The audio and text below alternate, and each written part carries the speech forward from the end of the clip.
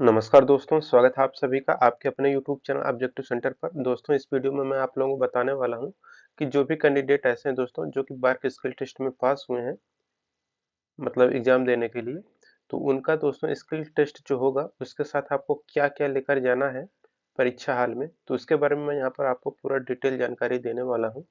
तो ये दोस्तों जो आपका एडमिट कार्ड है कुछ इस तरह से होगा, इसको आपको दोस्तों प्रिंट आउट निकलवा लेना है। ठीक। अब इसके साथ देखिए दोस्तों क्या-क्या लेकर जाना है, आप लोग नोटिस में देख सकते हैं। यहाँ पर बताया गया है instruction for skill test advertisement number 03/2023 के सापेक्ष में है ये। कह रहा है कि आपको प्रवेश पत्र में उल्लिखित तिथि और स्थान पर कौशल परीक्षा के लिए अस्थायी रूप से चुना गया है। कौशल परीक्षा के लिए निर्धारित तिथि किसी भी परिस्थिति में बदली नहीं जाएगी। यानी कि जो आपका स्पेसिफिक डेट दे दिया गया है उसी समय पर आपको पहुंचना है। ठीक। अब देखिए यहाँ पर बताया है कि आप अपने प्रवेश पत्र यानी कि ये जो प्रवेश पत्र है स्किल टेस्ट का, इसका प्रिंट आउट होना चाहिए आपके पास, प्लस आपका जो सीबीटी प्रवेश पत्र की जो पावती पर्ची है वो भी आपके पास होना चाहिए। ठीक। तो सीबीटी का जो आपको मिला होगा पर्ची, एक तो वो जमा होकर लिए होंगे, एक और छोटा सा फाड़ के दिए होंगे, तो वो पर्ची आपके पास होना चाहिए। ठीक। तो सीबीटी प्रवेश पत्र की पावती पर्ची के बिना आपको कौशल परीक्षा में उपस्थित होने की अनुमति नहीं दी जाएगी। ठीक। तो प्रवेश पत्र स्किल टेस्ट का और सीबीटी का पावती पर्ची ये दोनों आपके पास होना चाहिए, बिना उसके अनुमति नहीं दी जाएगी।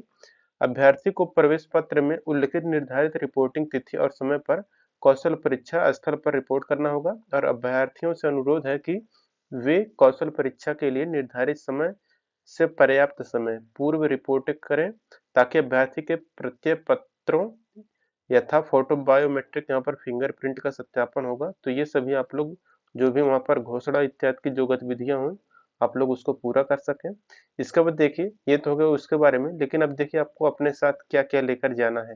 तो देखिए यहाँ पर कुछ डॉक्यूमेंट है, लगभग 12 डॉक्यूमेंट है। तो इसके साथ देखिए सबसे पहले आपको क्या लेकर जाना है, सबसे पहले कि जो आपका सीबीटी के प्रवेश पत्र की पावती पर्ची है, यानी कि जो आपका सीबीटी एग्जाम हुआ था उसका जो एक्नॉलेजमेंट स्लिप था वो आपके पास होना चाहिए। दूसरा आपके पास जो स्किल टेस्ट का एडमिट कार्ड ये जो है वो होना चाहिए। ऑनलाइन जो एप्लीकेशन फॉर्म भरे थे उसका प्रिंट आउट होना चाहिए। और आपके पास दोस्तों एक साइंटिफिक कैलकुलेटर होना चाहिए जो कि नॉन प्रोग्रामेबल हो। ठीक। तो जो नॉन प्रोग्रामेबल साइंटिफिक कैलकुलेटर होता है वो अपने साथ लेकर जाना है। ठीक। क्योंकि स्किल टेस्ट जो होगा उसमें आपको जरूरत पड़ेगा तो वो आपको लेकर जाना है।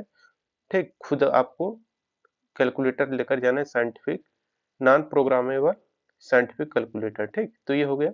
ओरिजिनल सर्टिफिकेट लेकर जाना है आपको, attested copies of certificate in supporting of academic qualification, यानी कि जो आपका शैक्षणिक योग्यता है जैसे कक्षा 10 और 12 का है तो आपके पास ये सर्टिफिकेट होना चाहिए।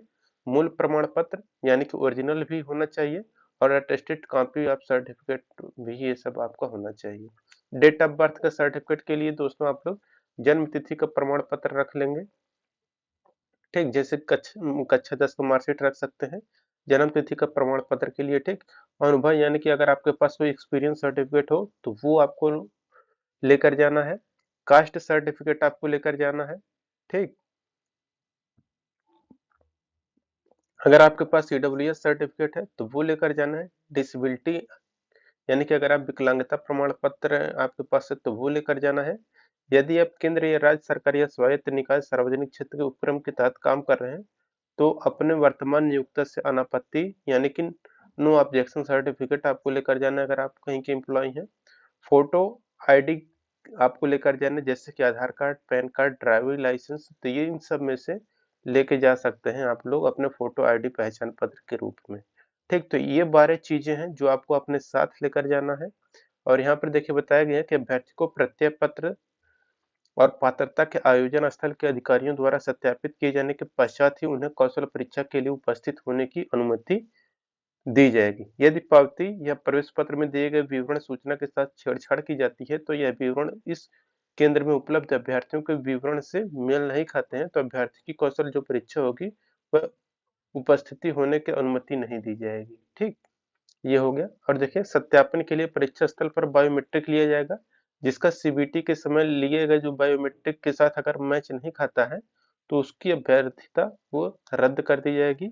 आपको दोस्तों देखिए एक तो यहाँ पर एक चीज देखिए, यहाँ पर ये 12 चीजें आपको कही गई थी लाने के लिए, तो 12 चीजें वो कही गई थी। और यहाँ पर एक चीजें और आपको जोड़ना है कि आपको पासपोर्ट आकार की फोटो लेकर जाना है, जो कि 2 प्रतियां साथ आपको लेकर जाना है।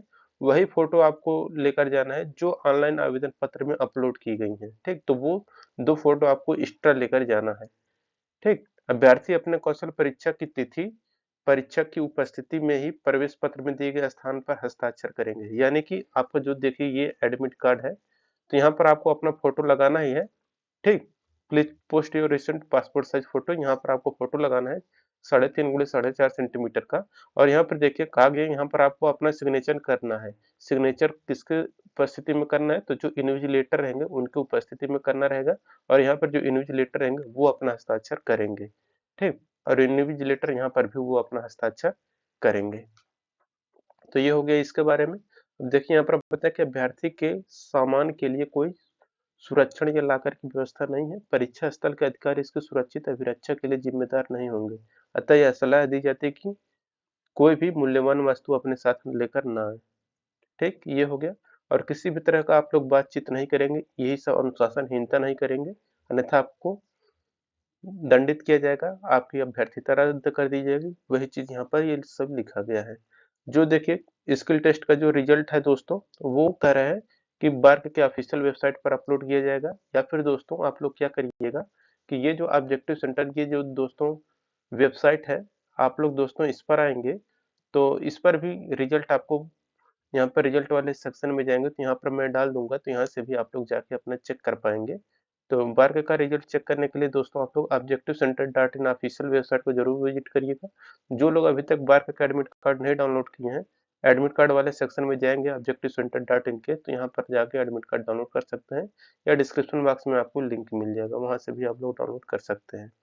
और देखिए बाहरी अभ्यर्थियों को मुंबई में रहने के लिए आयोजित कौशल परीक्षा में भाग लेने के लिए यात्रा और ठहरने की व्यवस्था स्वयं करनी होगी, ठीक। और देखिए बाकी यहाँ पर देखिए कौशल परीक्षा में भाग लेने वाले अनुसूचित जाति अनुसूचित जनजाति के अभ्यर्थी जो सरकारी विभाग या सार्वजनिक क्षेत्र के उपक्रमों आदि में कार्यरत नहीं है और जिन्हें रेलवे रियायत नहीं मिल रही है, वे नियमों के अनुसार निकटतम मार्ग द्वारा स्लीपर क्लास या द्वितीय श्रेणी रेलवे किराए के भत्ता टीए के पात्र हैं, बशर्ते कि 30 किलोमीटर आने जाने का किराया अभ्यर्थी द्वारा वहन किया जाएगा। पात्र अभ्यर्थियों से अनुरोध है कि वे कौशल परीक्षा के बाद बार्क का ऑफिशियल वेबसाइट के माध्यम से ऑनलाइन आवेदन करें और अपना जाति प्रमाण पत्र, आने जाने के टिकट और बैंक पासबुक का पहला पृष्ठ और रद्द चेक अपलोड करें। टीए का भुगतान केवल तभी किया जाएगा जब उम्मीदवार परीक्षा के लिए उपस्थित होंगे और परीक्षा में उपस्थित होने के लिए पात्र पाए जाएंगे, ठीक। तो ये हो गया दोस्तों इसके बारे में।